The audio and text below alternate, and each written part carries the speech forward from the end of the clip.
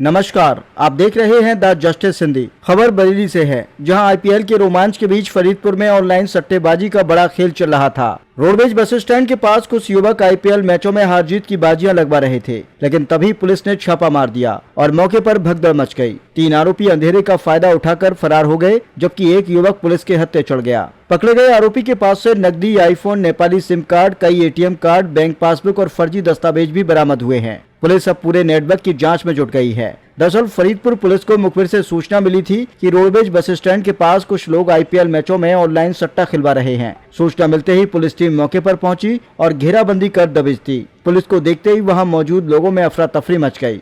पकड़े गए आरोपी की पहचान फरीदपुर के मोहल्ला कानून गोयान निवासी 32 वर्षीय उमेंद्र के रूप में हुई है। पुलिस ने जब उसकी तलाशी ली तो कई चौंकाने वाली चीजें बरामद हुईं। आरोपी के पास से 10,000 रुपए नकद, एक आईफोन, एक Nepali mobile SIM card, 6 ATM card, 5 bank passbook, 3 bank chequebook, 2 आधार कार्ड और 2 फर्जी पैन कार्ड बरामद किए गए। इसके बाद पुलिस को शक हुआ कि सट्टेबाजी के इस खेल में फर्जी दस्तावेजों और अलग अलग बैंक खातों का इस्तेमाल किया जा रहा था। पुलिस जांच में यह भी सामने आया कि आरोपी का परिवार प्रॉपर्टी के कारोबार और अंग्रेजी शराब की दुकान से जुड़ा हुआ है। पूछताछ में आरोपी ने बताया कि वह पहले भी आईपीएल मैचों में हार जीत की बाजियां लगवाता रहा है और उसके कुछ साथी इस काम में शामिल हैं। पुलिस अब फरार आरोपियों की तलाश कर रही है और मोबाइल फोन, बैंक खातों और दस्तावेजों की जांच के जरिए पूरे नेटवर्क का पता लगाने में जुटी हुई है। आइए सुनते हैं इस पूरे मामले पर क्या बोली एसपी साउथ अंशिका वर्मा।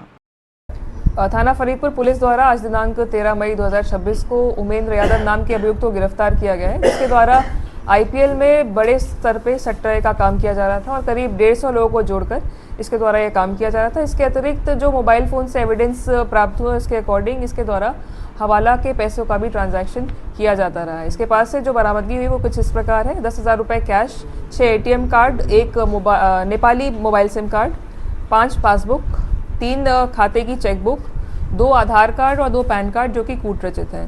थाना फरीदपुर पर सुसंगत धाराओं में अभियोग पंजीकृत कर लिया गया, जिसकी अपराध संख्या 351/26 है। इसके अतिरिक्त 2 अन्य लोग हैं जिसका संलिप्तता इसने अपने बयानों में दर्ज बताई है, जिनके नाम दिनेश और चीनी है। इनको भी जल्द से जल्द गिरफ्तार किया जाएगा। जो फाइनेंशियल इन्वेस्टिगेशन अब तक हुई है उसके अनुसार इसके 2 खाते मिले हैं। एक खाता इसके राधा एंटरप्राइजेज नाम की फर्म का है। इन दोनों खातों में पिछले 4-5 सालों में करीब 7 करोड़ का ट्रांजैक्शन हुआ है, जिससे ये इंडिकेट होता है कि इसके द्वारा कई प्रकार का क्राइम किया जा रहा था। फाइनेंशियल इन्वेस्टिगेशन भी की जाएगी। फिलहाल इसके खातों में जो 5 लाख रुपए पाए गए हैं उनको फ्रीज कराया गया है और आज इसको माननीय न्यायालय के समक्ष पेश किया जा रहा है और इस संपूर्ण प्रकरण में अग्रिम विधिक कार्रवाई सुनिश्चित की जाएगी। शराब कारोबारी है, उस कारोबार की आड़ में पूरा काम कर रहा था।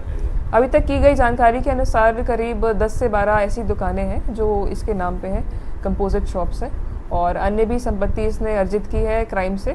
उसकी भी इन्वेस्टिगेशन करके जल्द से जल्द जो भी विधिक कार्रवाई संभव है उसको सुनिश्चित कराया जाएगा। हवाला पैसा किस टाइप से पहुंचाते थे, क्या कोड वर्ड बना रखा था उन्होंने, किस टाइप से? और जो मोबाइल फ़ोन पे एविडेंसेस प्राप्त हुए इसके अनुसार पुराने नोट को फोल्ड करके एक सीरियल नंबर उसको डिनोट करते हुए दूसरे व्यक्ति से बात करते थे और उसी के थ्रू इनके जो कैरियर्स हैं वो हवाला का पैसा सही जगह पर पहुंचा रहे थे।